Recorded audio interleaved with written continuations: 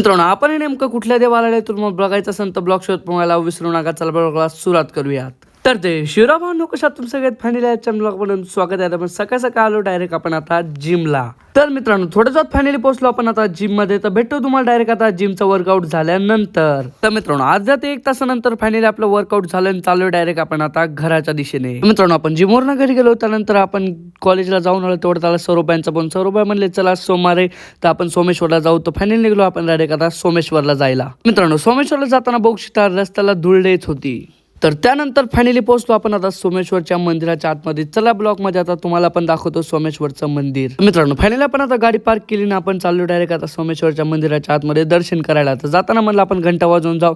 तर फायनली आता चाललोय आपण आता सोमेश्वर मंदिराच्या आतमध्ये. तर मित्रांनो त्यानंतर फायनली आलो आपण आता मंदिराच्या आतमध्ये. तर याच्या अगोदर पण आपण सोमेश्वरचं मंदिर दाखवलेलं मित्रांसोबत आलेलो होतो. आज आपण आलो सौरभयांसोबत. मित्रांनो तुम्ही आता फोनमधनं सोमेश्वरच्या महादेवाचं दर्शन करून घ्या. तर थोडंसं आपला नंबर आला ना आपण गेलो सोमेश्वरच्या महादेवाच्या पिंडीचं दर्शन घ्यायला. त्यानंतर फायनली पिंडीचं दर्शन घेऊन आलो डायरेक्ट आपण आता बाहेर. मित्रांनो सोमेश्वरची सोमवारी थोडीशी गर्दीच असते. फायनली आपण आता दर्शन करून आलोय मंदिराच्या बाहेर.